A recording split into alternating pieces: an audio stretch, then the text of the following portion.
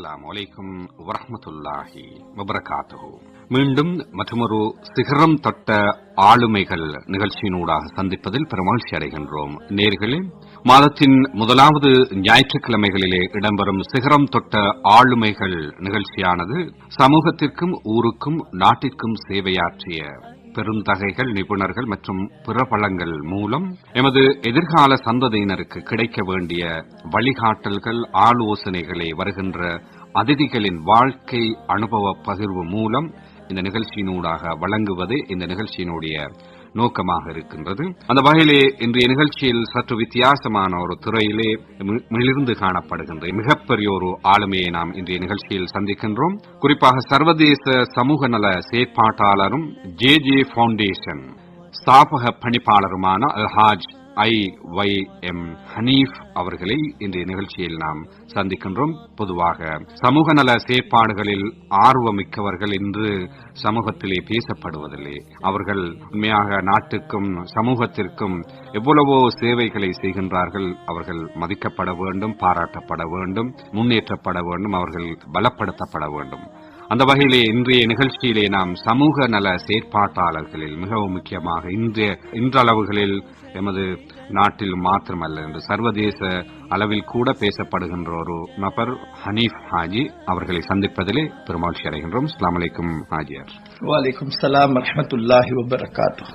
சமூக ஆர்வலர்கள் என்று சமூகத்திலே அதிகம் காணப்படுகின்றார்கள். ஆனால் எல்லோருக்கும் சமூகத்திற்கு தேவையான சமூகம் நலிந்து கிடக்கின்ற போது உதவி செய்யக்கூடிய அவர்களுடைய வாழ்க்கை தரத்தை உயர்த்துகின்ற அபிவிருத்தி பணிகளை செய்யக்கூடிய அந்த பாக்கியம் கிடைப்பதில்லை. ஆரம்பத்தில் இதை பற்றி ஒரு சிறிய அறிமுகத்தோடு நாங்கள் நிகழ்ச்சியை ஆரம்பிக்கலாம். பிஸ்மில்லாஹிர் ரஹ்மானிர் ரஹீம். அஸ்ஸலாமு அலைக்கும் வரஹ்மத்துல்லாஹி வபரகாத்துஹு. முதலாவதாக நாம் வழமையாக செய்தது போல அல்ஹம்துலில்லாஹ் அல்ஹம்துலில்லாஹ் அல்ஹம்துலில்லாஹ் என்று சொல்லி அல்லாஹ் சுப்ஹானஹு வ தஆலாக்கு வார்த்தையால 3 தடவை அல்லாஹ்க்கு நன்றி செலுத்துறதோட உள்ளத்தால கோடான கோடி தடவை அல்லாஹ்க்கு நான் அல்ஹம்துலில்லாஹ் என்று நன்றி செலுத்திக் கொள்றேன். காரணம் என்னன்னு சொன்னா, அல்லாஹ் சுப்ஹானஹு வ தஆலா உலகத்துல பல பேருக்கு பல நியமத்துகளை கொடுக்கிறான். அறிவு, ஆற்றல், செல்வம் என்று பல அமைப்புல பல துறைகள்ல அல்லாஹ் சுப்ஹானஹு வ தஆலா பல அபிவிருத்திகளை பல பரக்கத்துகளை அல்லாஹ் சுப்ஹானஹு வ தஆலா தர. ஆனா அத மக்களுக்காக வேண்டி அல்லாஹ் விரும்பக்கூடிய நல்ல பாதையில நல்ல விஷயங்கள்ல அதை செலவழிக்கிறதுக்கு அல்லாஹ் சுப்ஹானஹு வ தஆலா கொஞ்சம் பேருக்கு அல்லாஹ் அந்த பாக்கியத்தை கொடுக்கிறான். அந்த கொஞ்சம் பேர்ல அல்லாஹ் சுப்ஹானஹு வ தஆலா எங்களையும் சேர்த்து கொண்டதுக்கு அல்லாஹ்க்கு நான் முதலாவதாக நன்றி செலுத்திக் கொண்டு, அல்லாஹ் சுப்ஹானஹு வ தஆலா மௌத்து மட்டும் இந்த பாக்கியத்தை எனக்கு தந்தது போல இன்னும் பல சகோதரர்கள் கொடுத்துக்கிறது போல எல்லா மக்களுக்கும் சமூகத்துல அக்கறையோடு வாழக்கூடிய பாக்கியத்தை தந்தருவானாக இன்னும் முதலாவதாக துஆ செஞ்சு கொள்றேன். நிச்சயமாக இந்த நிகழ்ச்சியின் அமைப்புக்கு ஏற்ப வருகின்ற அதிதிகளை நாங்கள் அவர்களூடாகவே சிறியதொரு அறிமுகத்தை செய்வது வழக்கமாக இருந்து கொண்டிருக்கின்றது. அந்த வகையில் உங்களை பற்றி ஒரு சிறிய அறிமுகத்தோடு நிகழ்ச்சியினை நாங்கள் ஆரம்பிப்போம். உங்களுடைய சொந்த இடம், பிறப்பு, கல்வி, ஏனைய தொழில் விடயங்கள் பற்றிய அனைத்தையும் உள்ளடக்கியவாறு ஒரு சிறிய அறிமுகத்தினை எதிர்பார்க்கின்றோம். அல்ஹம்துலில்லாஹ். என்ற பெயர் ஹனீஃப் ஹாஜி என்ற ஆரம்பத்திலே அறிமுகப்படுத்துறீங்க. நான் 1960 பிறந்து 3 சகோதரிகள் 3 சகோதரர்களோட பிறந்தோம். ஆரம்பத்துல கிராண்ட் பாஸ் பகுதியில நான் என்னுடைய சிறு பிராயத்துல கழிச்சேன். அதுல அல் நசார் மகாவித்யாலயா என்று சொல்லக்கூடிய அந்த பாடசாலைகள்ல என்னுடைய ஆரம்ப கல்வியிலிருந்து கடைசி மட்டும் படிக்கக்கூடிய சந்தர்ப்பம் எனக்கு கிடைச்சிச்சு. அல்ஹம்துலில்லாஹ். அல்லாஹ்க்கு அதுக்கு நான் நன்றி செலுத்துறேன். ஆனால் அதுக்கு பின்னால கொஞ்சம் காலம்தான் அந்த படிப்புல எனக்கு காலம் செலுத்தக்கூடிய சந்தர்ப்பம் கிடைச்சிச்சு. அல்லாஹ்வோட பெரிய கிருபையால என்னுடைய புகாரி மாஸ்டர் என்று சொல்லி எனக்கு அறிமுகமானாங்க. அந்த புகாரி மாஸ்டர் மூலமாக எனக்கு உலகத்துல எல்லா அமைப்பிலையும் தேவையான எல்லா அறிவுகளையும் எல்லா நுணுக்கங்களையும் அல்ஹம்துலில்லாஹ் படிச்சு தரக்கூடிய பாக்கியம் எனக்கு கிடைச்சிச்சு. அல்ஹம்துலில்லாஹ். அந்த அமைப்புல என்னுடைய வாழ்க்கையில கல்வி என்று சொல்லக்கூடிய பெரிய ஒரு தகமே எனக்கு டிகிரி எடுத்துக்கொள்ள இயலாது போனாலும் கூட, ஆனா மக்களோட எப்படி பழகணும், மக்களோட எப்படி பேசணும், சமுதாயத்தில் இப்படி வாழணும், எந்த முறையில வாழணும் என்ற அழகான ஒரு முன்மாதிரியை அல்ஹம்துலில்லாஹ் நான் என்னுடைய ஆசிரியர்கள் மூலமாக நான் படிச்சுக்கொண்டேன். அந்த அமைப்புல கிட்டத்தட்ட நான் நினைக்கிறேன் என்னுடைய சிறு பிராயத்திலேயே நான் என்னுடைய கல்வியை துறந்து போட்டுட்டு என்னுடைய குடும்ப பாரத்தை சுமக்கக்கூடிய பெரிய ஒரு பொறுப்பு எனக்கு கிடைச்சிச்சு. அந்த 13 வயசுல இருந்து நான் பாடுபட்டு, அந்த காலத்துல 1973 என்று சொல்லுவாங்க, 60ல பிறந்த எனக்கு அந்த நேரத்துல 13 வயசு. அந்த 13 வயசுலயே குடும்ப சுமையை நான் சுமந்து அல்ஹம்துலில்லாஹ் என்னால முடிஞ்ச ஒரு பங்கு நான் என் குடும்பத்துக்கு செஞ்சேன். அதுல இருந்து மாசம் 75 ரூபாய் சம்பளத்துக்கு ஆரம்பிச்சு பின்னால் 1981ல என்னுடைய விவாகம் நடந்துச்சு. கொழும்பு கிராண்ட் பாஸ் சேர்ந்த என்னுடைய அருமை மனைவி இதுவரை காலமும் எனக்கு அல்ஹம்துலில்லாஹ் என்னென்ன பணிகளுக்கு உதவி செய்யறதுக்கு உதவியா இருந்து கொண்டிருக்கிறாங்க. அவங்களுக்கு வேண்டியும் நான் துஆ செய்ய கடமைப்பட்டிருக்கிறேன். அந்த அளவுக்கு உதவி மாஷா அல்லாஹ் அவங்களோட மூலமா எனக்கு இந்த சேவை செய்யறதுக்கு கிடைக்குது. அதுக்கு பின்னால மாஷா அல்லாஹ் அல்லாஹ்வோட உதவியை கொண்டு 6 பிள்ளைகளுக்கு தந்தையாக இருக்கிறேன். 5 பொம்பளை பிள்ளை, ஆம்பளை பிள்ளை எனக்கு இருக்குது. இன்னைக்கு அல்ஹம்துலில்லாஹ் இந்த அளவுக்குன்னு சொன்னா எல்லாம் சேர்த்து ஒரு பேரன் பேத்திகளோட சந்தோஷமா ஒரு நிலைமையில் நான் இருக்கிறேன். படிப்படி என்னுடைய அல்லாஹ் தந்த அந்த நியமத்துகளை, அந்த திறமைகளை வெளிப்படுத்தக்கூடிய சந்தர்ப்பம் எப்ப எல்லாம் கிடைக்குதோ அந்த நேரத்தில் என்னுடைய திறமைகளை வெளிப்படுத்தியால் நான் எந்தெந்த இடத்துல வேலை பார்த்தனோ அந்த இடங்கள்ல நான் தேவை என்ற அளவுக்கு நான் அந்த நிறுவனத்தை நான் கொண்டாந்து அந்த இடத்துல முகாமைத்துவத்தை எடுத்துக்கொண்டேன். அதுக்கு பின்னால ஒரு பொறுப்பு எடுத்தேன். அதுக்கு பின்னாலுமாக ஒரு தொழிலை ஆரம்பிச்சு இன்றைக்கு வியாபார அமைப்புல ஒரு 2 கடைக்கு சொந்தக்காரனாகவும் இலங்கையிலேயே மாஷா அல்லாஹ் ஒரு நிட்டட் ஃபேப்ரிக் சொல்லுவாங்க, அது உற்பத்தி செய்யக்கூடிய ஒரு அமைப்புல அந்த நிறுவனத்துல அதிபதியாக இன்னைக்கு உங்க முன்னால நிக்கிறேன். நான் அடைஞ்ச வெற்றி எல்லாருக்கும் இதுல நான் தரக்கூடிய மெசேஜ் என்னன்னு சொன்னா, அல்லாஹ் சுப்ஹானஹு வ தஆலா எந்த நிலைமையில ஏழ்மையா பிறக்க செஞ்சான், அது எங்களோட நசீபு தான். ஆனா ஏழையாகவே மௌத்தாவோணும் என்றது எங்களோட தலையில எழுதி இல்ல. நாங்க இன்ஷா அல்லாஹ் நிச்சயமாக தீனோட வாழ்ந்து அல்லாஹ் கிட்ட உதவி கேட்டு எங்களுடைய முயற்சிகளையும் இன்ஷா அல்லாஹ் விடாம செஞ்சோம் சொன்னா எந்த சிகரத்தையும் தொற்றது கஷ்டம் இல்லை என்றதை என்னுடைய ஒரு செய்தியாக என்னுடைய மாணவர்களுக்கு, அன்பு பிள்ளைகளுக்கும் நான் தர்றேன்.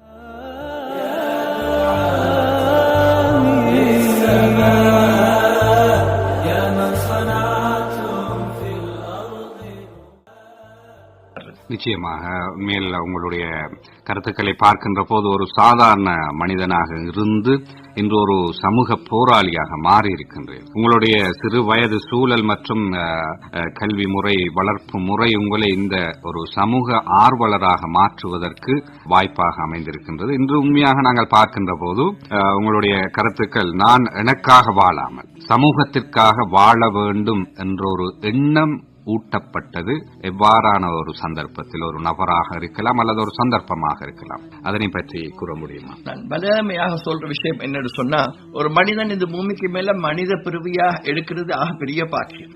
மனிதனாக பிறந்த நாங்க மனித நேயத்தோட உலகத்துல வாழ்றது ஒவ்வொரு மனிதன் பொறுப்பு, ஒவ்வொரு மனிதன்டையும் பொறுப்பு. அல்லாஹ் சுப்ஹானஹு வ தஆலா துனியால எல்லாருக்கும் எல்லா செல்வங்களையும் கொடுக்கறது இல்ல. சிலவங்களுக்கு அறிவு செல்வத்தை அதிகமா கொடுக்கிறது, சிலவங்களுக்கு அல்லாஹ் சுப்ஹானஹு வ தஆலா பணத்தை கொடுக்கிறது, சிலவங்களுக்கு அல்லாஹ் சுப்ஹானஹு வ தஆலா ஆற்றல்களை கொடுக்கிறது. இப்படி பல நியமத்துக்களை ஒரு ஆளு கொடுக்கிறது சொன்னா அந்த நியமத்துக்களை அவர் மட்டும் தனியே பாவிச்சு தனியே அனுபவிச்சு வாழ்ந்து செத்து போறதுக்கு மடிஞ்சு போறதுக்கு அல்லாஹ் கொடுக்கிறது இல்ல. இதை நாங்க முதலாவது புரிஞ்சு கொள்ளணும். எனக்கு இவ்வளவு தான் சாப்பிட முடியும் சொன்னா, எனக்கு இவ்வளவு தான் தேவைன்னு சொன்னா அல்லாஹ் சுப்ஹானஹு வ தஆலா ஏன் எனக்கு இவ்வளவு தரணும், அதுக்கு மேலையும் ஏன் எனக்கு தரணும் சொன்னா நாங்க புரிஞ்சு கொள்ளணும். நாங்க அறிவாளிகள், நாங்க ஆற்றல் உள்ளவங்க, நாங்க எல்லாத்தையும் கிரகிச்சு கொள்ளக்கூடியவங்க, நாங்க விளங்கணும் என்னன்னு சொன்னா அல்லாஹ் சுப்ஹானஹு வ தஆலா இது எனக்கு மட்டும் தந்தது இல்ல, என்ற மூலமா பல பேர் வாழ்க்கைய ஒரு மறுமலர்ச்சி உண்டாக்குறதுக்கு, பல பேர் வாழ்க்கையில வெளிச்சத்தை உண்டாக்குறதுக்கு, பல பேர் உள்ளங்களை சந்தோஷப்படுத்துறதுக்கு அல்லாஹ் எனக்கு தந்திக்கிற சந்தர்ப்பம். இதை கொண்டு நான் இதைத்தான் செய்யணும் என்றத ஒவ்வொரு மனிதனும் புரிஞ்சு கொள்ளணும் என்றுதான் என்னுடைய உண்மையான லட்சியம், என்னுடைய உண்மையான நோக்கம் என்னன்னு சொன்னா, உலகத்துல யார் யாருக்கெல்லாம் தனக்கு தேவைக்கு மீதமாக அல்லாஹ் சுப்ஹானஹு வ தஆலா நியமத்துகளை கொடுத்திருக்கிறானோ அந்த நியமத்துகளை அல்லாஹ் சுப்ஹானஹு வ தஆலா அவருக்கு மட்டும் அனுபவிக்க கொடுக்கல. அல்லாஹ் சுப்ஹானஹு வ தஆலா அந்த நியமத்துகளை பங்கு வைக்கிற ஒரு பொறுப்புதாரியாக, பங்கு வைக்கக்கூடிய ஒரு மக்களாகத்தான் அல்லாஹ் சுப்ஹானஹு வ தஆலா அந்த மக்களுக்கு நியமத்துகளை வாரி வாரி கொடுக்கிறான். இத ஒவ்வொரு செல்வந்தரும், ஒவ்வொரு அறிவாளியும், ஒவ்வொரு ஆற்றல் மிக்க ஒவ்வொரு மனிதனும் விளங்கிக் கொள்ளணும். எனக்கு அல்லாஹ் சுப்ஹானஹு வ தஆலா அதிகமாக தந்திக்கிற இந்த நியமத்துகள் தனியாக எனக்கு அனுபவிக்க அல்லாஹ் தரல. இதை கொண்டு நான் பல பேருக்கு சேவை செய்ய வேண்டிய பெரிய பொறுப்பு அல்லாஹ் சுப்ஹானஹு வ தஆலா என்ன மேல சுமத்திக்கிறான் என்ற ஒவ்வொரு மனிதனும் விளங்கணும். நிச்சயமாக நாங்களும் அறிந்திருக்கின்றோம். நான் நினைக்கின்றேன் கோவிட் காலத்திலே ஹனீஃப் ஹாஜியினுடைய பெயர் மிக பரவலாக பேசப்பட்ட ஒரு காலம். நினைக்கிறேன் கொரோனாவை போன்ற பகுதியிலே அறிந்து வைத்திருக்கின்றோம். மிகப்பெரிய பணிகளை அந்த மஸ்ஜிதோடு சேர்ந்து நீங்கள் ஆற்றியிருக்கின்றீர்கள், இன்றும் செய்கின்றீர்கள், பல்வேறு பகுதிகளிலும் செய்கின்றீர்கள். இருந்தாலும் இந்த சமூக பணிகளிலே களமிறங்குகின்ற போது, போராடுகின்ற போது இந்த சமூக செயற்பாட்டாளர்கள், ஆர்வலர்கள் மேல் நிறைய அச்சுறுத்தலுக்கு உள்வாக்கப்படுகின்ற ஒரு சந்தர்ப்பம் இருக்கின்றது. பல தடைகளையும் சவால்களையும் எதிர்கொள்ள வேண்டிய ஒரு நிர்பந்தமும் அவர்களுக்கு இருக்கின்றது. இவ்வாறான பல சம்பவங்களும் இடம்பெற்றிருக்கும். நீங்கள் விரும்பினால் அதையும் ஞாபகப்படுத்தலாம். ஏனென்றால் இது மிக முக்கியமாக பேசப்பட வேண்டிய ஒரு விடயம். கட்டாயமாக நீங்க கேட்பீங்களா என்று சொல்லி நான் எதிர்பார்த்த ஒரு கேள்வி. உண்மையிலேயே 2016 இருக்குது. 2016 இலங்கையில ஆக பெரிய ஒரு வெள்ளப்பெருக்கு நடந்தது எங்கள் எல்லாருக்கும் தெரியும். அதுல பல மக்கள பல சொத்துகள் பாதிக்கப்பட்டுச்சு, பல மக்கள உயிர் சேதங்கள் உண்டாகிச்சு. இந்த மாதிரி ஒரு பயங்கரமான சூழல்ல தான் நீங்க சொல்லக்கூடிய அந்த பணி மாஷா அல்லாஹ் அகில இலங்கை ரீதியாக எல்லா மக்களும் கொரோனாவை மையப்படுத்தி அல்ஹம்துலில்லாஹ் ஒரு நல்ல ஒரு சேவையை செஞ்சு எந்தெந்த மக்கள் கஷ்டப்பட்டாங்களோ, இந்த மக்களுக்கு என்ன தேவை இருக்குதோ அந்த மக்கள்ல அந்த தேவைகள்ல சாப்பாடுல ஆரம்பிச்சு அந்த பிள்ளைகளை பாடசாலைக்கு அனுப்புற வரையில இடப்பட்ட நேரத்தில் என்னென்ன தேவைகள் இருந்துச்சோ அத்தனை தேவைகளையும் மாஷா அல்லாஹ் அகில இலங்கை ரீதியில இருக்கிற எல்லா மக்களும் ஒன்று சேர்ந்து, நான் தனியாக இதுல கிரீடத்தை நான் சுமக்க விரும்பல, எல்லாரும் செஞ்சு இந்த பணி அல்ஹம்துலில்லாஹ் அல்லாஹ் சுப்ஹானஹு வ தஆலா புரிந்து கொள்ளலும் உண்மையிலே பெரிய ஒரு சேவை அந்த நேரத்தில் செய்யப்பட்டுச்சு. அதுக்கு பின்னால தான் தனிப்பட்ட முறையில நான் யோசிச்சேன், மக்களுக்கு இவ்வளவு கஷ்டம் இருக்குது, இவ்வளவு தேவை இருக்குது, இந்த மக்களுக்கு தொடர்ந்து நான் இந்த ஆரம்பிச்ச இந்த சேவையை ஏன் தொடர்ந்து செஞ்சு கொண்டு போகக்கூடிய சமூக பணி, சமூக அக்கறைன்றது நான் பிறந்ததிலிருந்து நான் சொல்றேன், நான் சின்னத்துல வாழக்கூடிய நேரத்திலிருந்து என் உள்ளத்துல இருந்தது தான்.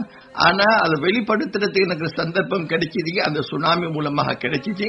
அதுக்கு பின்னால நான் நினைச்சேன், ஏன் இந்த சுனாமியோட நான் இதை அப்படியே விட்டு போட்டுட்டு சும்மா இருந்துடாம இந்த பணியை ஏன் நான் தொடர்ந்து தொடரக்கூடாது, மக்களுடைய தேவைகளை ஏன் பூர்த்தி செய்யக்கூடாது என்ற அமைப்புல யோசிச்சுத்தான் இந்த ஜே பவுண்டேஷன் என்ற ஒரு அமைப்பை முற்படுத்தி உண்மையிலேயே இதுல நான் என்னோட சேர்ந்திருக்கிற நண்பர்கள், அன்பர்களுக்கு, என் குடும்பத்தார்கள் எல்லாருக்கும் ரொம்ப நன்றி கடன் பட்டிக்கிறேன். ஏன்னு சொன்னா இந்த ஜே பவுண்டேஷன் என்ற அமைப்பு யார்கிட்டையும் காசு நாங்க வசூலிச்சு பேக்ல போட்டு என் காசு வங்கிக்கு போடுங்க, அங்க போடுங்க, இங்க போடுங்க, யாருக்கிட்டையும் காசு வசூலிக்கிறது இல்ல.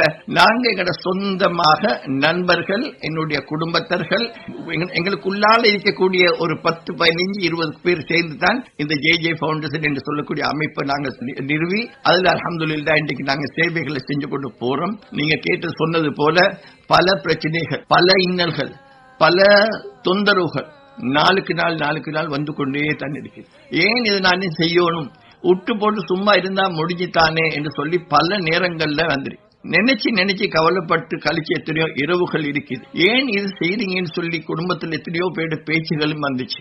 ஏன் இவ்வளவு பேர் மக்கள் பழி சொல்லுக்கு ஆளாகி கொண்டு இதை செஞ்சு கொண்டு போறீங்க. யார் என்னத்தை சொன்னாலும் இந்த ஆற்றல்கள் அல்லாஹ் சுப்ஹானஹு வ தஆலா எல்லாருக்கும் கொடுக்கிறது இல்லை. அல்லாஹ் எனக்கு தந்திக்கிற ஒரு ஆற்றலை நான் இத மக்கள்ல இந்த ஏச்சிக்காக வேண்டியும், மக்கள்ல இந்த பேச்சுக்காக வேண்டியும், இந்த படு சொல்லுக்காக வேண்டியும் இதை கேட்டு நான் கோழைத்தனமாக நான் இதில் இந்த ஒதுங்கிறது இருக்குதே, இந்த சமுதாயத்துக்கும் அல்லாஹ்க்கும் செய்யற ஆகப்பெரிய துரோகம் என்று நான் என் மனசுல நினைக்கிறேன். அல்லாஹ் எனக்கு தந்தது அல்ஹம்துலில்லாஹ் ஏதோ ஒரு அமைப்புல விசேஷமான ஒரு தன்மை, திறமையை அல்லாஹ் பல பேருக்கு கொடுத்திருக்கிறார். அந்த திறமைகள் அல்ஹம்துலில்லாஹ் அல்லாஹ் விரும்பக்கூடிய நல்ல விஷயத்துல ஈடுபடக்கூடிய சந்தர்ப்பம் கிடைச்ச நேரத்துக்கு அது அதுல செலவழிக்கிறது தான், அந்த சந்தர்ப்பத்தை பயன்படுத்துறது தான் ஒரு புத்திசாலிக்கு அடையாளம். அந்த அமைப்புல அல்ஹம்துலில்லாஹ் மனசுல எடுத்த என்னன்னு சொன்னா, யார் என்ன சொன்னாலும் பிரச்சனை இல்ல, இதுவரை காலமும் நேற்று வரையில இந்த பேச்சு நான் கேட்டுக்கிறேன், நேற்றும் கூட இந்த பேச்சு வந்துச்சு. அது கூட அந்த நேரத்தில் நான் சொல்லுவேன், இல்ல அல்ஹம்துலில்லாஹ் ஏன வேலையை நான் செஞ்சுக்கிறேன். மற்ற அமைப்புகளை போல நான் மற்றவங்களுக்கு கூட அட்வைஸ் சொல்றேன் என்னன்னு சொன்னா, அதிகமாக நாங்க பேச வேண்டிய அவசியம் இல்லை. ஒரு திட்டத்தை எடுத்துட்டோம்னு சொன்னா இந்த திட்டத்தை தான் செய்யறோம், இதுக்கு இவ்வளவு காசு தேவை இருக்கு, இதை செஞ்சாச்சு 10 நாளில் அந்த திட்டத்தை முடிச்சிருங்க. அதுக்காக வேண்டி வங்கி கணக்கு தொடர்ந்து கொண்டு அங்க காசு போட்டு இங்க காசு போட்டு இப்படி செஞ்ச ஒரு திட்டம் முடிக்கிறதுக்கே நான் பார்த்திக்கிறேன். பல இயக்கங்களோட நான் சேர்ந்து வேலை செஞ்சு வேணாம்னு சொல்லி ஒதுங்கிக்கிற காரணம் என்னன்னு சொன்னா, அதிகமாக மசூரா செய்யப்படுது, அதிகமாக மீட்டிங் போடப்படுது, மீட்டிங் போடுற அளவுக்கு சரி வேலைகள் நடக்குது இல்லை. அது ரொம்ப பெரிய கவலையான விஷயம். அதனால பேசுறதை கொஞ்சம் நாங்க குறைச்சு கொள்வோம், ஆலோசனைகள் கொஞ்சம் செஞ்சு கொள்வோம். கட்டாயம் தேவை, ஆலோசனை இல்லாம செய்ய இயலாது. அல்லாவே குர்ஆன்ல சொல்றான், மசூராவோட எல்லா வேலைகளையும் செஞ்சுக்கோங்க. எங்களுக்கு அல்லாவே எங்களுக்கு அறிவுறுத்தி கொள்ள மசூராக்கள் கட்டாயம் செய்யணும். ஆனா எங்கட நோக்கம் மசூரா மட்டும் இல்ல, அந்த மீட்டிங்ல ஒரு முடிவெடுக்கணும், சமுதாயத்துக்கு அந்த மீட்டிங் கொண்டு ஒரு புரோசனை நடக்கணும். அதனால பேச்சுகளை குறைச்சு கொள்வோம், வேலைகளை கூட்டிக் கொள்வோம். எங்கட இந்த இயக்கத்தை கொண்டு நாங்க செய்யக்கூடிய இந்த சேவையை கொண்டு மக்களோட தேவைகள் நாளுக்கு நாள் இருக்கக்கூடிய தேவைகள்ல நாங்க செஞ்சு கொண்டே போகணும். உதாரணத்துக்கு சொல்ல போனா, இன்றைக்கு சின்ன சின்ன வேலைகள் தான், ஆனா இன்றைக்கு மக்களுக்கு அந்த சின்ன வேலைகளையும் செஞ்சு கொடுத்துக்க இல்லாத நிலைமை. சர்வசாதாரணமா சொன்ன ஒரு சக்கரை நாட்காடி எடுக்கிறதுக்கு எவ்வளவு கஷ்டப்படுறாங்க, கண் ஆபரேஷன் செஞ்சு கொடுத்துக்கு எவ்வளவு கஷ்டப்படுறாங்க. ஏதோ ஒரு அமைப்புல அல்ஹம்துலில்லாஹ் முக்கியமான ஒரு சின்ன கொஞ்சம் பேர் இருக்கிறாங்க, அவங்களுக்கு மட்டும் நாங்க இந்த மெசேஜை கொடுத்து கொண்டு போறோமே தவிர நாங்க பெருசா யாருக்கிட்டையும் நாங்க இவ்வளவு செய்யறோம், அதை செய்யறோம், இதை செய்யறோம்னு சொல்றோம் இல்ல. ஆனா அல்ஹம்துலில்லாஹ் வேலைகள் ஒவ்வொரு நாளும் நடந்து கொண்டிருக்கு. இந்த ஒரு மாசத்துக்கு மட்டும் நீங்க பாத்தீங்கன்னு சொன்னா நாங்க கொஞ்சம் ஒரு 50 கிணறாவது நாங்க செஞ்சிருக்கோம். வேலைகள் நடக்கணும், வெறுமனே பேச்சோட நாங்க நிக்காம மக்களோட தேவைகளுக்கு இன்ஷா அல்லாஹ் யார் யாருக்கு அல்லாஹ் தந்திக்கிற என்ன ஆற்றல் தந்திக்கிறானோ அந்த ஆற்றலை கொண்டு, அறிவை கொண்டு, சக்தியை கொண்டு, பலத்தை கொண்டு சேவை செய்யறது இங்க ஒவ்வொருத்தரையும் பொறுப்பு என்று.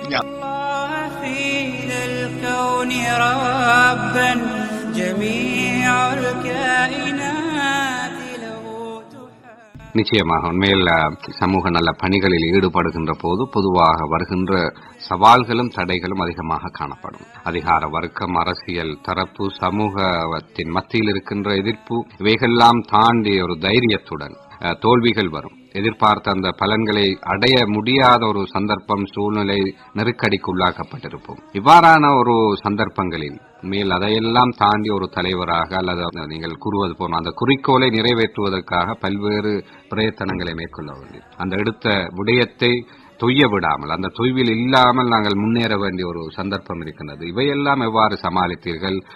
குறிப்பாக சில நேரம் நெருக்கடிகள், நிதி நெருக்கடிகளும் ஏற்பட்டிருக்கலாம். அவ்வாறான சந்தர்ப்பங்களில் அவையெல்லாம் எவ்வாறு நீங்கள் முகாமைத்துவம் செய்து அதில் இருந்து வெற்றி பெற்றீர்கள்? வந்த சோதனைகள், பிரச்சனைகளை பத்தி நான் கணக்கிட்டு சொல்ல போறேன்னு சொன்னா, இந்த நிகழ்ச்சி அதுக்கு மட்டுமே போதாம போயிட்டு, அந்த அளவுக்கு தொந்தரவுகள், அந்த அளவுக்கு உச்சரவுகள், அந்த அளவுக்கு பிரச்சனைகள் ஒவ்வொரு நாளும் நான் சந்திச்சேன். ஆனா அந்த எல்லா பிரச்சனைகளும் உண்மையிலேயே நாங்க எதை செய்யணும் என்று முன்னுக்கு நாங்க எங்களோட லட்சியமா வச்சு நாங்க பாடுபடுவோமோ, அந்த லட்சியத்தை மட்டும் நாங்க கண்காணிச்சு கொண்டு போவோமோ, அதே எங்களோட வாழ்க்கையில இதுதான் எங்களோட லட்சியம் நினைச்சு கொண்டு நாங்க போவோமோ, நிச்சயமாக நாங்க வெற்றி அடைவோம். ஒரு பேச்சு யாரோ சொன்னது ஞாபகம் வருது. ஒரு பயணம் போற நேரத்துல, வாகனத்துல நாங்க போற நேரத்துல சில இடங்கள்ல நாய்கள் குறைக்கிற நாய்களுக்கு எல்லாம் கல்லெறிஞ்சு கொண்டு நாங்க அதுகளோட நாங்க வர்பு பெஞ்சு கொண்டு சண்டை பிடிச்சு கொண்டு போனோம்னு சொன்னா, நாங்க போயிட்டு அடைய வேண்டிய மன்சிலே மக்சூதா அடையறதுக்கு ரொம்ப கஷ்டமா போயிடும். நிச்சயமாக அது நடக்கிற காரியம் இல்லை. நாங்க வாகனத்துல இறங்குறதும் அந்த நாய்க்கு கல்லடிக்கிறதும் இதே செஞ்சு போனா எங்களோட வேலை இதே ஆகிரும். எங்களோட லட்சிய பயணத்துக்கு ரொம்ப பெரிய தடையா போயிட்டு குறைக்கத்தான் செய்யும், குறைக்கட்டும். அதை கொண்டு எங்களுக்கு எந்த நஷ்டமும் இல்லை, எந்த லாபமும் இல்லை, பிரச்சனை இல்லை.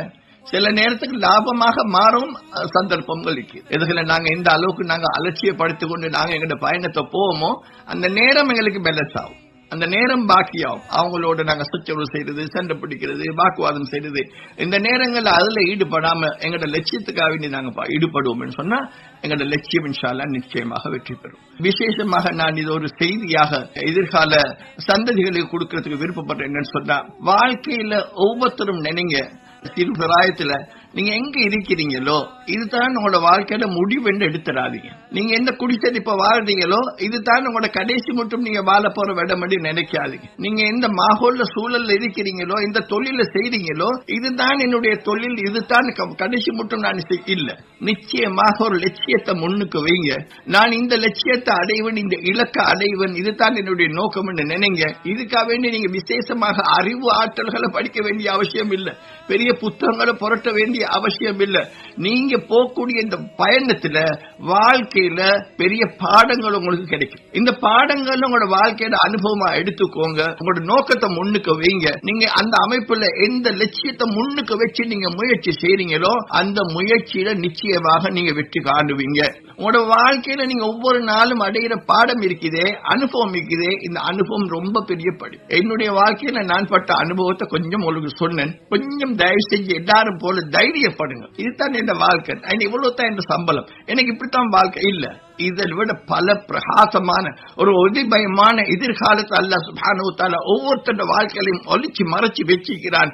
அந்த உள்ளுக்கு உள்ள அந்த திறமைய, அந்த ஒளிமயமான வாழ்க்கைய வெளிக்கொண்டு வர வேண்டிய பொறுப்பை அல்லாஹ் எங்கட கையில கொடுத்திருக்கிறான். அதனால எங்கட கஷ்டம், எங்கட உழைப்பு, எங்கட முயற்சி, எங்கட விடாமுயற்சி, எங்கட லட்சியத்தை முன்னுக்கு வச்சு நாங்க பாடப்படக்கூடிய நேரத்துல நிச்சயமாக அந்த வெற்றிட லட்சியத்தை, நோக்கத்தை நாங்க நிச்சயமா அடைஞ்சு கொள்வோம் என்றது என்னுடைய வாழ்க்கைதான்.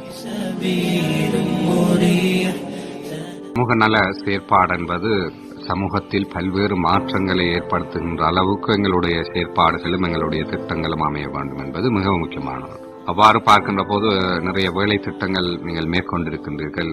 உங்களுக்கு மன திருப்தியை, ஆத்ம திருப்தியை ஏற்படுத்திய ஏதாவது ஒரு சிறிய வேலை திட்டம், மிகவும் சிறியதாக, அது ஒரு தனி மனிதனுடைய வாழ்க்கையில் பெரிய ஒரு மாற்றத்தை ஏற்படுத்தியிருக்கலாம், அல்லது ஒரு குடும்பத்தினுடைய வாழ்க்கையில் ஒரு பெரிய மாற்றத்தை ஏற்படுத்திக்கலாம் என்ற ஒரு அடிப்படையில் ஒரு சிறிதாக இருக்கின்ற நேரம். உண்மையிலேயே ஒரு மனிதன் உள்ளத்தை சந்தோஷப்படுத்தக்கூடிய நேரத்தில் கிடைக்கிற சந்தோஷம் இருக்குது. இந்த சந்தோஷம் பல கோடி ரூபாய் செலவழிச்சு நாங்க எங்களுக்காக வேண்டி எந்த ஒரு உலகத்துல எந்த ஒரு சுற்றுலா பயணம் போயிட்டோ இல்லாட்டி போன வேறொரு அமைப்புல நாங்க முயற்சி செஞ்சோ அந்த மன திருப்திகளுக்கு அடைஞ்சு கொள்ள இல்லாது. எப்ப ஒரு மனிதன் உள்ளத்தை சந்தோஷப்படுத்திட்டு, உதாரணமாக வீட்டுல தண்ணியே இல்லாம பல காலமா கஷ்டப்பட்டு எத்தனையோ கிலோமீட்டர் கணக்கு தூரம் போயிட்டு அந்த தண்ணியை சுமந்து கொண்டு வந்து அந்த தண்ணியை நாங்க கஷ்டப்பட்டு எடுத்து கொடுத்த நேரத்துல அவங்க மனசுல அடையிற சந்தோஷம் இருக்குதே, அந்த சந்தோஷத்துக்கு வார்த்தையே இல்லை. நீங்க கேட்ட அந்த கேள்வியில எனக்கு ஒன்று சொல்லலாம். உண்மையிலேயே எனக்கு ஒரு சந்தர்ப்பம் கிடைச்சிச்சு. உகண்டால ஒரு கிணறு தோண்டக்கூடிய சந்தர்ப்பம். FB பக்கத்திலேயே அந்த வீடியோ நான் பதிவு செஞ்சிருக்கிறேன், உங்களுக்கு பார்க்கலாம். உண்மையிலேயே அந்த நேரத்துல அந்த தண்ணி அந்த இடத்துல வெளிப்பட்டு அந்த ஆரம்பிச்ச நேரத்துல மாஷா அல்லாஹ் அந்த பிள்ளைகளும் அந்த ஊர் மக்களும் அந்த ஆடி பாடி ஆரவாரம் செஞ்சு சந்தோஷமாக அந்த குதூகலமாக அவங்க எல்லாரும் அந்த சந்தோஷப்பட்ட அந்த காட்சி இருக்குதே, என் மனசுல உண்மையிலேயே அது பதிஞ்சிருக்குது. ஏன்னு சொன்னா அந்த மக்களுக்கு தெரியும், நாங்க இவ்வளவு காலமா இவ்வளவு கஷ்டப்பட்டு தண்ணிக்காக வேண்டி இவ்வளவு கஷ்டப்பட்டோம், இன்றைக்கு மாஷா அல்லாஹ் எங்கட காலடியில தண்ணி வந்துடுச்சேன்னு சொல்லி சந்தோஷமாக அந்த மக்கள் ஆரவாரம் செஞ்சு சந்தோஷமா ஆடி பாடி மகிழ்விச்ச அந்த காட்சி இருக்குதே, உண்மையிலேயே என் மனசுல இன்னும் பதிவாகி இருக்குது. அதே மாதிரி நான் ஒவ்வொரு திட்டமும், ஒவ்வொரு செயலும், ஒவ்வொரு மனிதனுக்கு நாங்க தனிப்பட்ட முறையில் செய்யக்கூடிய ஒவ்வொரு நல்ல விஷயமும் அந்த மக்களோட தேவையை பூர்த்தி செய்யக்கூடிய நேரத்துல, உதாரணமாக ஒரு மனுஷன் கண்ணுக்கு நாங்க வெளிச்சத்தை கொடுத்து அந்த கண்ணுக்கு வெளிச்சத்தை கிடைச்சதுக்கு பின்னால, அந்த கண்ணை திறந்ததுக்கு பின்னால, அந்த பார்வை கிடைச்சதுக்கு பின்னால அந்த மக்கள் அந்த பார்வையை பார்த்துட்டு சந்தோஷமா தெளிவான பார்வையை பார்க்கிற நேரத்துல அந்த மக்கள்ல துவா, நான் சொல்றேன் துவா வார்த்தையால எங்க பேரை சொல்லி கையை தூக்கி துவா கேட்க வேண்டிய அவசியம் இல்லை. துவா உள்ளத்துல இருந்து வெளிப்படும். யார் அந்த நல்ல காரியத்துக்கு உதவி செஞ்சாங்களோ, யா அல்லாஹ் எனக்கு எப்படி அவங்க உதவி செஞ்சாங்களோ அவங்களுக்கு நீ உதவி செய்யன்னு சொல்லி வார்த்தையால சொல்ல வேண்டிய அவசியம் இல்லை. அவங்களோட உள்ளம் நிச்சயமாக எங்களுக்கு துவா செய்யும். அதனால மேலான சகோதரர்களே, சகோதரிகளே, அன்பர்களே, நண்பர்களே, வாழ்க்கையில எப்போ ஒரு மனிதனுக்கு சந்தர்ப்பம் கிடைக்குதோ அல்ஹம்துலில்லாஹ் மக்களுக்காக வேண்டி வாழ்வோம், மற்றவர்களுக்காக வேண்டி வாழ்வோம். இன்ஷா அல்லாஹ் எவ்வளவு சம்பாதிச்சாலும் அவ்வளவு தான் சாப்பிட போறோம். எனக்கு நல்ல ஞாபகம் இருக்குது, ஒரு காலத்துல இன்னைக்கு அவங்க துனியால இல்ல, அவர் அல்லாஹ் சுப்ஹானஹு வ தஆலா துனியால இருந்து எடுத்துட்டான். அந்த நேரத்துல பேசக்கூடிய நேரத்தில் சொல்லுவார், ஹனீஃபாஜி நாங்க எவ்வளவு தான் கோடான கோடீஸ்வரனா இருந்தாலும், எவ்வளவு பெரிய வசதி வாய்ப்பு கிடைச்சாலும், இப்ப எந்த தட்டுல சாப்பிடுறோமோ அதே தட்டுல தான் சாப்பிடுவோமே தவிர எங்களுக்கு வசதி வாய்ப்பு கிடைச்சிருக்கேன்னு சொல்லி எங்களோட சாப்பாடு தட்டு நாங்க பெருசாக்க மாட்டோம் மணிப்பாஜி. அதே மாதிரி எவ்வளவுதான் வசதி வாய்ப்பு வந்தாலும் இன்றைக்கு எந்த கட்டில தூங்குறோமோ அந்த கட்டில தான் தூங்குவோமே தவிர அதை விட பெரிய கட்டில் நாங்க செய்ய மாட்டோம். சொன்னா அவ்வளவுதான் வாழ்க்கை, இவ்வளவுதான் சாப்பிடலாம், இவ்வளவுதான் தூங்கலாம், இப்படித்தான் வாழலாம் என்று சொல்லி ஒரு அளவு இருக்குது. மனிதனுக்கு தேவையான ஒரு அளவு இருக்குது. இந்த மனிதன் தேவைய அளவுக்கு மீறி அல்லாஹ் சுப்ஹானஹு வ தஆலா இந்த நியமத்துல தந்திக்கிறானோ அந்த நியமத்துகள் தனக்கா வேண்டி மட்டும் தரல்ல, அது மக்களுக்கு பங்கு பிரிக்க வேண்டிய பெரிய பொறுப்பை என கையில் தந்திக்கிறான் என்றுதான் ஒரு முக்கியமான செய்தியா இருக்கு. நிச்சயமாக இறுதியாக இன்றைய உலகம் சுயநலம் நிறைந்த ஒரு உலகம். பொருளாதார நோக்கம், பொருளாதார ஓட்டம் தான் சிந்தனையில் இருக்கின்ற ஒரு காலகட்டத்திலே இருக்கின்ற பல்வேறு இளைஞர்கள் சமூகத்திற்காக, சமூக நல செயற்பாட்டிற்காக, சமூகத்தை பாதுகாப்பதற்காக, சமூக மாற்றத்தை ஏற்படுத்துவதற்காக இருக்கின்றார்கள். என்றாலும் கூட ஒரு சமூக பொறுப்பை சுமக்கின்ற ஒரு பணியாக இருக்கின்றது. இது தொடர்பில் அதிக ஆர்வத்துடன் இளைஞர்கள் இருக்கின்றார்கள். இவர்களுக்கு இறுதியாக நீங்கள் கூறுகின்ற விடயம் உண்மையே இளைஞர்கள் தான் எங்களோட எதிர்கால சொத்துக்கள். இளைஞர்கள் வாழ்க்கை முழு சமுதாயத்திலேயும் எதிர்காலம் இளைஞர்கள் தான். இளைஞர்கள் தயவு செஞ்சு உங்களுக்கு சொல்லக்கூடிய விஷயம் என்னன்னு சொன்னா, நீங்க உங்களோட வாழ்க்கைய ஒரு லட்சியத்தை முன்னுக்கு வைங்க. நீங்க எதை நினைச்சு நீங்க எதை சாதிக்க வேண்டும் என்று நினைக்கிறீங்களோ அதை நிச்சயமாக உங்களால சாதிக்க இயலும். மனசுல எடுங்க, நான் எந்த கஷ்டம் பட்டனோ இதை மற்ற மக்கள் அடையக்கூடாது. என்னையால நான் இன்றைக்கு ஒரு நிலைமைக்கு நான் வந்துட்டேன்னா நான் இன்ஷா அல்லாஹ் இதை கொண்டு மற்றவங்களுக்கு நான் செய்யணும் என்றதை செல்வந்தர்கள் விளங்குறதோட வாலிபர்கள் நினைங்க, நிச்சயமாக நீங்க எல்லாரும் ஒன்று சேர்ந்து பாடுபட்டு ஒரு திட்டத்தை முன்னுக்கு வச்சு பாடுபட்டீங்கன்னு சொன்னா நிச்சயமாக அந்த திட்டம் வெற்றி அடையும். அதனால நீங்க ஒவ்வொருத்தரும் இன்ஷா அல்லாஹ் மஸ்ஜிதுகளோட தொடர்பாகுங்க. அதுக்கு பின்னால ஒவ்வொருத்தரும் இன்ஷா அல்லாஹ் ஒவ்வொரு மஹல்லாலையும் ஒவ்வொரு ஊர்லயும் இன்ஷா அல்லாஹ் ஏதோ ஒரு அமைப்புல ஒன்று சேர்ந்து ஏதோ ஒரு அமைப்புல ஒரு இயக்கத்தை அமைச்சு அல்ஹம்துலில்லாஹ் நல்ல எண்ணங்களோட நல்ல திட்டங்களோட இன்ஷா அல்லாஹ் நின்று நீங்க முயற்சி செஞ்சீங்கன்னு சொன்னா ஆரம்பத்திலேயே வெற்றி அடைகிறதே இல்லாது. நான் ஆரம்பிச்ச உடனே எங்களுக்கு வெற்றி கிடைக்கும் இல்ல, கஷ்டம், கொஞ்சம் சிரமங்கள் வரும், கஷ்டங்கள் வரும், அனுபவிக்கணும். கொஞ்சம் இன்ஷா அல்லாஹ் நாங்க அதை சகிச்சு கொண்டு இன்ஷா அல்லாஹ் முன்னுக்கு போனோம்னு சொன்னா நிச்சயமாக வெற்றி கிடைக்கும். அதனால வாலிபர்கள் மனசு தளர்ந்துடாதீங்க. ஏதாவது ஒரு அமைப்புல சமூகத்துக்காக சேவை செய்ய முன்னுக்கு வாங்க. இன்ஷா அல்லாஹ் எல்லாம் ஒன்று இணைங்க, மஸ்ஜிதோட ஒன்று சேருங்க. இன்ஷா அல்லாஹ் தஆலா எதிர்காலத்துல நீங்க நாடக்கூடிய நினைக்கக்கூடிய நல்ல ஒரு சமுதாயத்தை உருவாக்கக்கூடிய சந்தர்ப்பத்தை அல்லாஹ் உங்க கையில தந்திக்கிறான், பொறுப்பை தந்திக்கிறான். இன்ஷா அல்லாஹ் எல்லாரும் முன்னுக்கு வந்து இந்த நல்ல ஒரு சேவையை செஞ்சு மனித சமுதாயத்துக்காக, மனித நேயத்துக்காக, மக்களுக்காக இன்ஷா அல்லாஹ் பாடுபடக்கூடிய நல்ல ஒரு சந்தர்ப்பத்தை அல்லாஹ் எனக்கும் உங்களுக்கும் எல்லாருக்கும் நசீபாக்குவானாக என்று துஆ செஞ்சு கொண்டு ஜஸாக்கல்லாஹ் ஹைர். அந்த அளவோடு இன்றைய நிகழ்ச்சியை நாம் நிறைவு செய்து கொள்வோம். இன்னும் கூட நிகழ்ச்சியிலே வருகை தந்த சர்வதேச சமூக நல செயற்பாட்டாளரும் ஜே ஃபவுண்டேஷன் ஸ்தாபக பணிப்பாளருமான அல்ஹாஜ் IYM ஹனீஃப் அவர்கள் இன்ஷா அல்லாஹ் மீண்டும் மற்றொரு நிகழ்ச்சியில் சந்திக்கும் வரை நேர்கள் அனைவருக்கும் சலாம் கூறி விடைபெற்றுக் கொள்வது MH அப்துல் கரீம். அஸ்ஸலாமு அலைக்கும் வரஹ்மத்துல்லாஹி வபரகாத்துஹு. நேயர்கள் இதுவரை சிகரம் தொட்ட ஓர் ஆளுமையுடனான சந்திப்பு நிகழ்ச்சி கேட்டீர்கள்.